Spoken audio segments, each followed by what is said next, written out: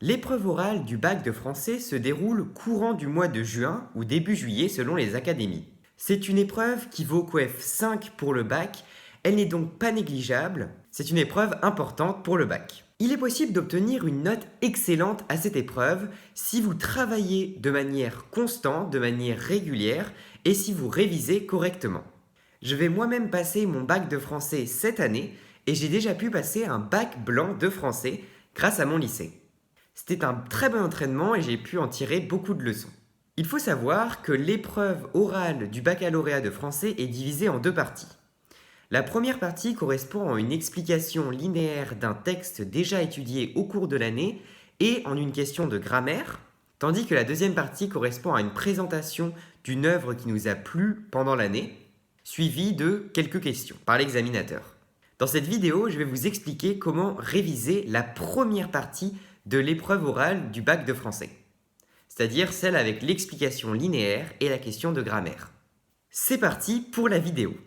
Alors déjà, ce qu'il faut savoir, c'est qu'avant même de commencer à réviser, il est très important d'être investi dans les cours de français. Il faut être attentif aux explications linéaires qui sont faites dans ta classe de français, mais également aux cours qui parlent de la vie de l'auteur des textes que tu étudies. Si tu es attentif à tes cours de français et en particulier si tu arrives à participer, à lever la main, à donner des procédés, des analyses lors des explications linéaires, tu as déjà fait pour moi la moitié du travail. En effet, puisque tu auras été attentif durant les cours de français, tu comprendras ensuite lorsque tu reliras ta leçon. Et puisque tu auras participé, tu arriveras plus facilement à réviser ta leçon. En effet, il est prouvé qu'il est plus facile d'apprendre des choses lorsque nous en sommes l'auteur. Si tu participes lors des explications linéaires faites dans ta classe de français, quand tu devras ensuite les réviser au cours de l'année, tu auras donné une partie de toi-même, si je puis dire, pour faire ces explications linéaires et ce sera plus facile pour toi de les réviser.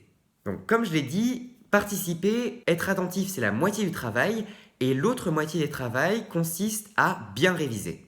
Pour moi, réviser l'épreuve orale du bac de français, ça passe par des fiches de révision. Des fiches de révision comme celle-ci, dans laquelle tu mets d'abord une petite introduction. Dans une explication linéaire, une introduction est composée d'une amorce, d'une accroche, une phrase qui va attirer l'attention de ton examinateur, puis ensuite d'une présentation rapide du texte que tu vas étudier. L'introduction contient également la problématique de ton étude de texte et l'annonce du plan. Dans l'annonce du plan, tu présentes tes 2, 3 ou 4 mouvements.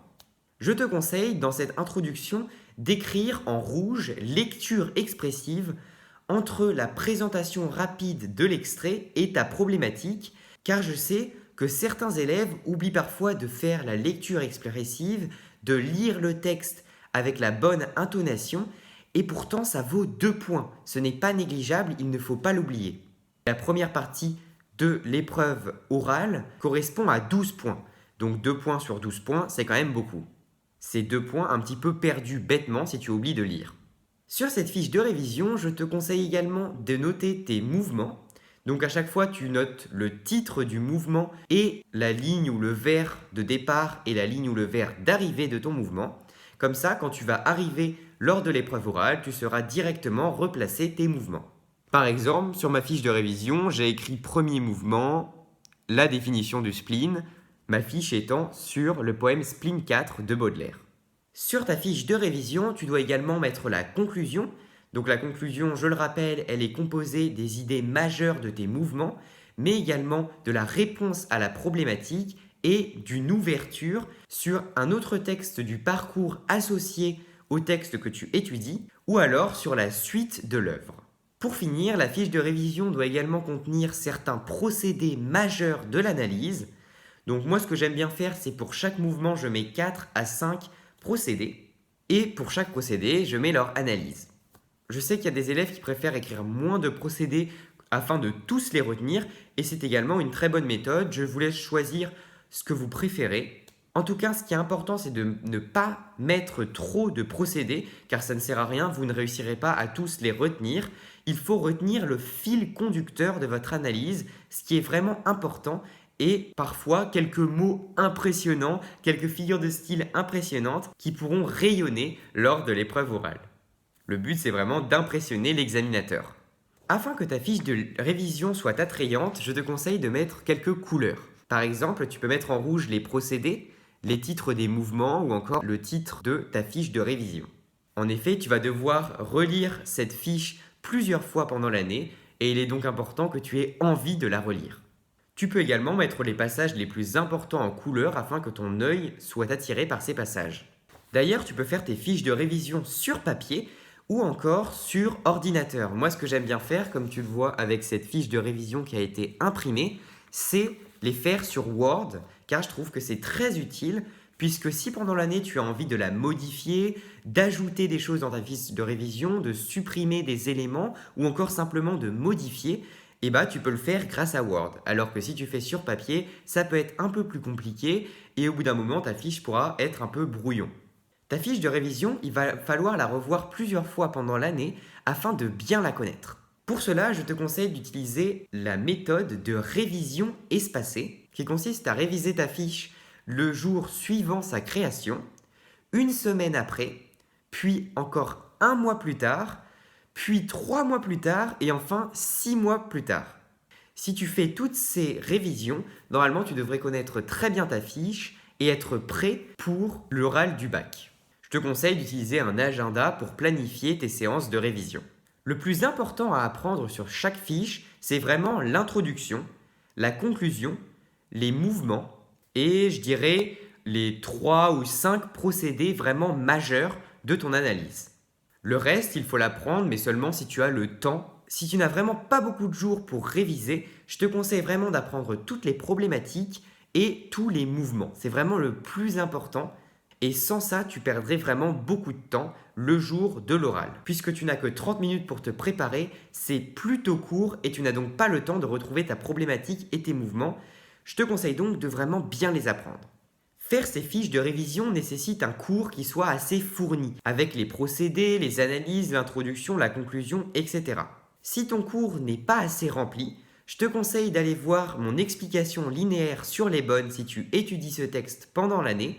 Et je vais continuer à faire des explications linéaires sur ma chaîne pour vous aider. Autrement, tu peux aller voir la chaîne de Mediaclass, dont je te mets le lien dans la description, qui contient des explications linéaires très claires et très approfondies, et qui pourront donc t'aider à faire tes fiches de révision. Ce qui est super avec les explications linéaires en vidéo, comme les miennes ou celles de Mediaclass, c'est que c'est vraiment ludique.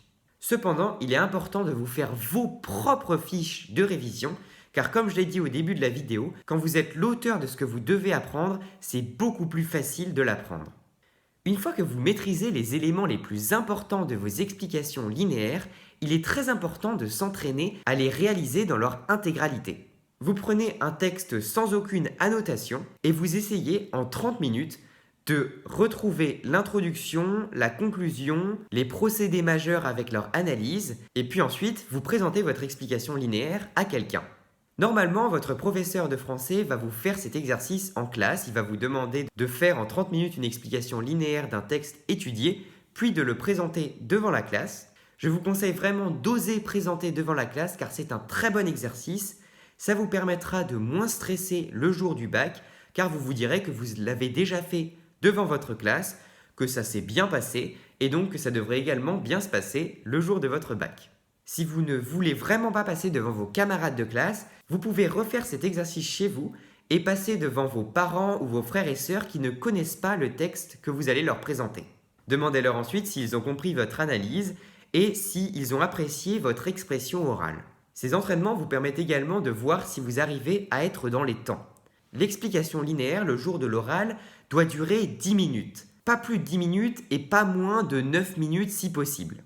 Il est donc très important de vous tester, de vous exercer à être dans les temps. Voilà, si vous appliquez tous ces conseils, vous devriez avoir une très bonne note pour l'explication linéaire le jour du bac. Maintenant, je vais vous expliquer rapidement comment réviser la question de grammaire, car comme je l'ai dit, la première partie de l'épreuve est composée de l'explication linéaire, mais aussi d'une question de grammaire. La question de grammaire, elle est notée sur 2 points et elle porte sur le programme de seconde et de première. La grande majorité du temps, ça tombe sur le programme de première. La négation, l'interrogation et la proposition subordonnée conjonctive circonstancielle. Il est très important de réviser ces notions quelques semaines avant votre épreuve du bac. 1 ou 2 semaines serait parfait. Vous prenez quelques heures et vous révisez à fond ces notions et tout devrait alors bien se passer. L'épreuve dure 2 minutes et vous devez expliquer la négation, l'interrogation, etc. dans une phrase. Normalement, les cours vous ont été donnés par votre professeur de français. Et donc si vous révisez vraiment bien pendant quelques heures ces cours, ça devrait aller. Pour moi, il n'est pas nécessaire de faire une fiche de révision sur chaque notion. Les cours sont normalement assez complets et assez concis. Voilà, c'est la fin de cette vidéo. J'espère qu'elle t'a plu et qu'elle t'a aidé dans tes révisions de l'oral du bac de français. Si c'est le cas, n'hésite pas à mettre un pouce bleu, à t'abonner, ça fait super plaisir de voir notre communauté grandir de plus en plus. Tu peux également partager cette vidéo avec tes amis qui passent le bac de français cette année ou qui pourraient être simplement intéressés. N'hésite pas également à m'écrire un commentaire pour me donner une recommandation de vidéo ou si tu as une question. Il ne me reste plus qu'à te souhaiter une excellente journée et surtout, garde confiance en toi. Salut!